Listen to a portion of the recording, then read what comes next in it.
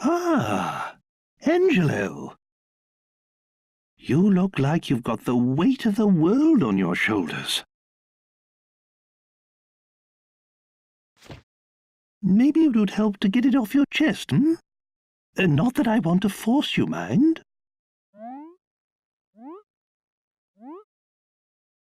Oh, I don't know. Maybe things will never be right between us. Marcello, will never forgive me. If only we didn't share common blood, I'm sure we'd get along fine.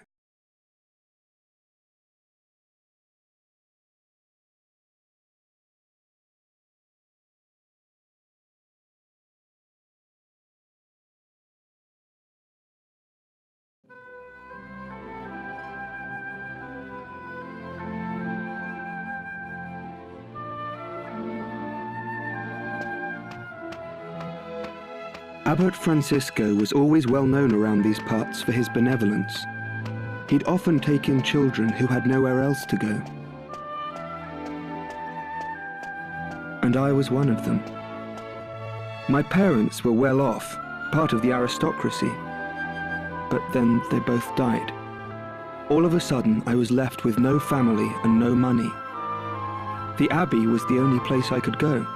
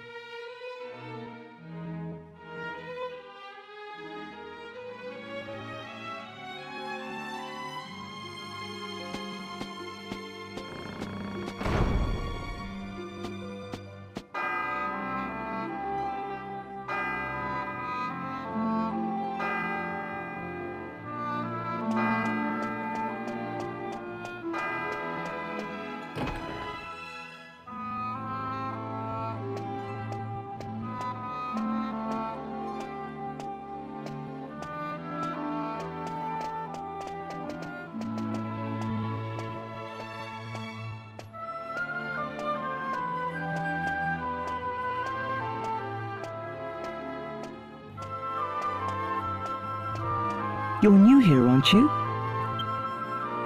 Are you here to join the brothers? Have you come all on your own? Oh, you must be exhausted. Where are your things? Is that all you've got? My mummy and daddy died, so I don't have many things, and I don't have anywhere else to go.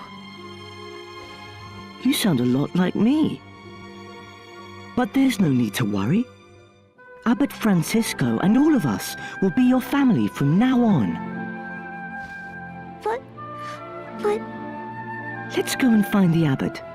Come on now, don't cry. Why don't you tell me your name? Angelo.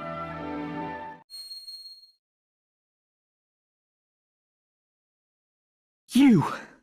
So you're Angelo. Leave.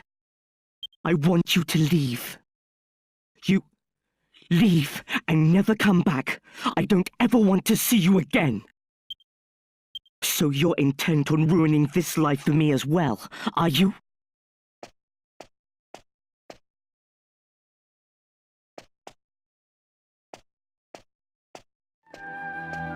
Marcello was the golden boy of the Abbey. He studied hard and had a bright future ahead of him. But when it came to me, his attitude wasn't so positive. I'm so sorry, child. I'm sad to say I heard that little exchange. It's so unlike Marcello to act like that. I just don't understand. Ah, I see. I always knew he had a half-brother. That's you, isn't it? You're Angelo. Well, they say time heals all wounds. Let's hope your living here will make everything all right. Now, come along with me. From today onwards, this will be your home. Why don't I introduce you to everyone? Not long after that, I heard the full story for the first time. About how I had a half-brother, the product of a fling my father had with a peasant girl before he married. He disowned the woman and her child, presumably because of his engagement to my mother. The poor girl was heartbroken, of course, so heartbroken that she couldn't go on living, they say. And so the child was left alone in the world. That's Marcello's story, you see. As my mother had been told she couldn't have children, my parents discussed adopting him. But the physician must have been wrong, because my mother fell pregnant with me shortly after. That put paid to the adoption idea, and Marcello was unceremoniously dispatched to the abbey. Twice cast aside by his own father, Marcello ended up hating him, and hating me, naturally, as he grew up among the Templars.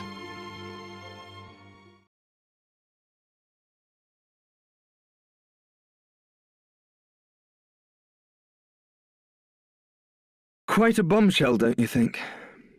I was so young and innocent then, too. The whole thing hurt more than you can imagine. Still, c'est la vie. My father got off lightly. He did just what he wanted and then died, and left me to take the consequences. I'm the only one left for Marcello to hate now. In a way, I can't say I blame him, and it was probably good that we lived together. At least it gave him someone to take it all out on. It certainly added a bit of spice to the humdrum life at Myella Abbey, anyway.